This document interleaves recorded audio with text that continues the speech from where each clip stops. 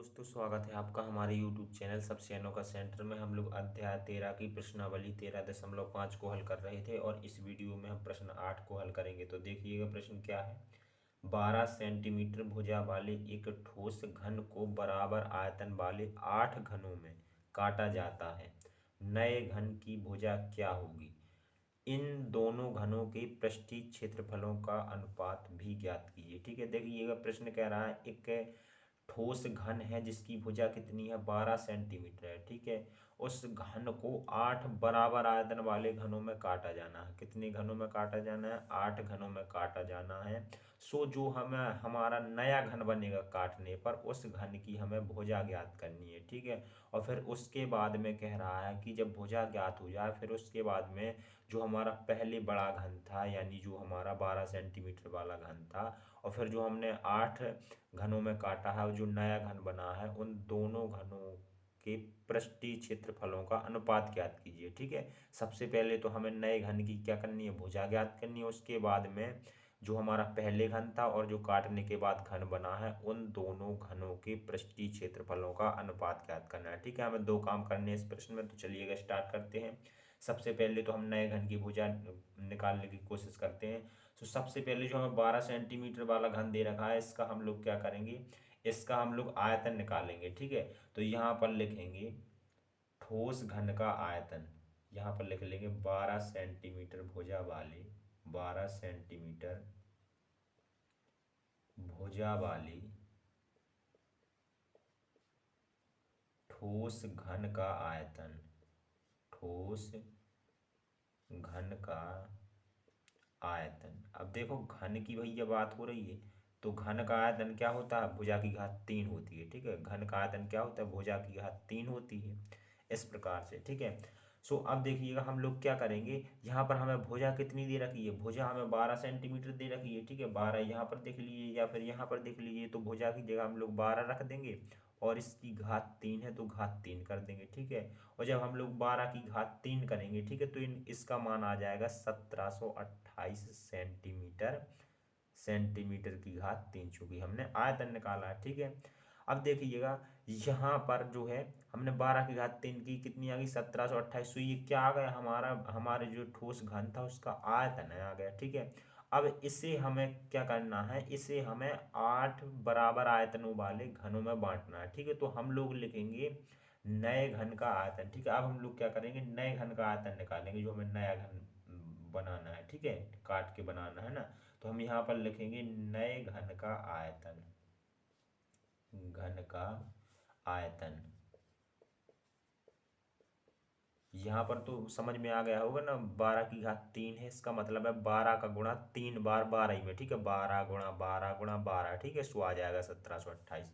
तो यहाँ पर देखिएगा नए घन का आयतन निकालने जा रहे हैं, तो हमें जो बड़ा घन है, जो 1728 आयतन वाला घन है, इसे 8 घनों में बांटना है। सो हम लोग 8 से भाग दे देंगे, सो हमारे नए घन का आयतन आ जाएगा। ठीक है, सो हम लोग जैसे ही 8 से भाग देंगे, सो यहाँ पर भाग हमारा 216 बार चला जाएगा। तो 216 सेंटीमीटर की घात 3, ये हमारे नए घन का आयतन आ गया। ठीक है, अब देखिएगा नए घन का क्या है, ये आयतन है, तो आयतन का सूत्र क्या होता है, घन के आयतन का सूत्र होता है भुजा की घात 3, अभी हमने लगाया हुआ है ऊपर। ठीक है, तो भुजा की घात 3 होता है इस प्रकार से। ठीक है, अब देखिएगा यहाँ से घात 3 हटाएंगे, सो यहाँ पर क्या हो जाएगा, अंडर रूट चढ़ जाएगा। ठीक है, यहाँ पर भुजा, यहाँ पर भुजा और घात 3 को हटाएंगे, सो यहाँ पर अंडर रूट चढ़ जाएगा, या फिर कह लें घनमूल चढ़ जाएगा, इस प्रकार से घनमूल चढ़ जाएगा। ठीक है, अंदर क्या हो जाएगा, 216। अब 216 का क्या करेंगे, घनमूल निकालेंगे। ठीक है, क्या करेंगे, घनमूल निकालेंगे। तो देखिएगा यहाँ पर भुजा और घनमूल का चिन्ह, 216 को हम लोग लिख सकते हैं 6 गुणा 6 गुणा 6, इस प्रकार से। और हम लोग जानते हैं अगर हमें किसी संख्या का घनमूल निकालना है, तो अगर अंडर रूट के अंदर तीन संख्या का जोड़ा बन जाता है, तो हम लोग क्या करते हैं, उस जोड़े में से एक संख्या को बाहर कर लेते हैं। ठीक है, तो भुजा बराबर कितनी आ जाएगी, यहाँ पर 6 3 बार है। ठीक है, 6 3 बार है, तो एक 6 बाहर आ जाएगा और अंडर रूट हमारा खत्म हो जाएगा। तो नए घन की भुजा कितनी आ गई, 6 सेंटीमीटर। तो यहाँ पर लिख देंगे अतः, अतः नए घन की भुजा, नए घन की भुजा बराबर 6 सेंटीमीटर। ठीक है, अब देखिएगा जो हमने भुजा निकाल ली थी वो तो हमने निकाल ली। अब प्रश्न कह रहा था इसके पृष्ठीय क्षेत्रफलों का अनुपात भी ज्ञात कीजिए। तो हम लोग क्या करते हैं,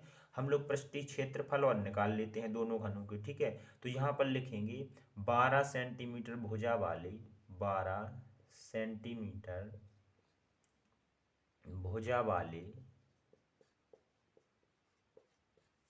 भुजा वाले घन का पृष्ठीय क्षेत्रफल, घन का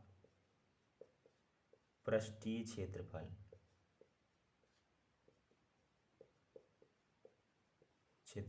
तो देखिएगा घन की बात हो रही है, वो पृष्ठीय क्षेत्रफल की बात हो रही है। तो घन का पृष्ठीय क्षेत्रफल होता है 6 गुणा भुजा, 6 गुणा भुजा की घात 2, ठीक है। क्या होता है, 6 गुणा भुजा की घात 2।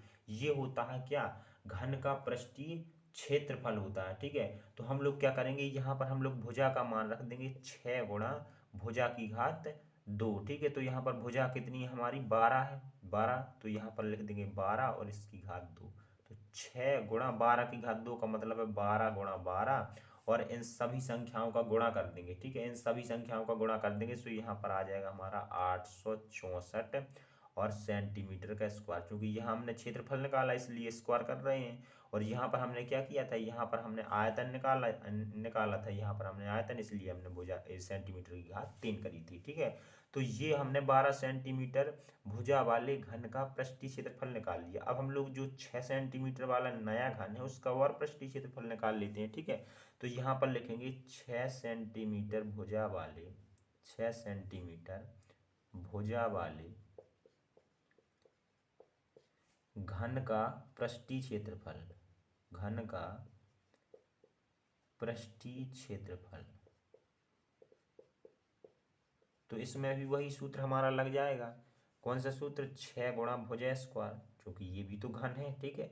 अब देखिएगा इसमें सूत्र लगाएंगे तो क्या हो जाएगा हमारा, 6 गुणा भुजा कितनी है इसकी, 6 है, ठीक है। 6 सेंटीमीटर भुजा वाला घन का हम पृष्ठीय क्षेत्रफल निकाल रहे हैं, तो 6 और स्क्वायर चढ़ा देंगे, ठीक है। अब 6 गुणा 6 की घात 2 का मतलब है 6 गुणा 6, ठीक है। और इन हम सभी का गुणा कर देंगे तो यहाँ पर कितना आ जाएगा, यहाँ पर आ जाएगा हमारा 216 और सेंटीमीटर की घात 2, ठीक है।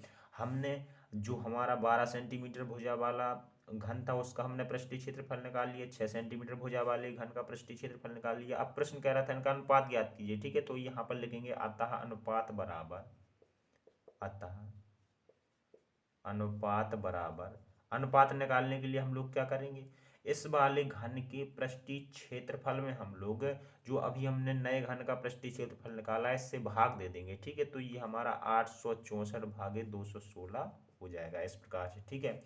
और जब हम भाग देंगे, ठीक है, जब हम भाग देंगे ना तो क्या होगा हमारा, यहाँ पर आ जाएगा, ऊपर आ जाएगा 4 और नीचे आ जाएगा 1, ठीक है। यानी कि जब हम 216 से 864 को काटेंगे तो यहाँ पर 216 एकम 216 और 216 चौके हो जाएगा यहाँ पर 864, ठीक है। इस प्रकार से सिंपल कट जाएगा, ये कितना आ जाएगा, 4 और बटे में 1 आ जाएगा, ठीक है।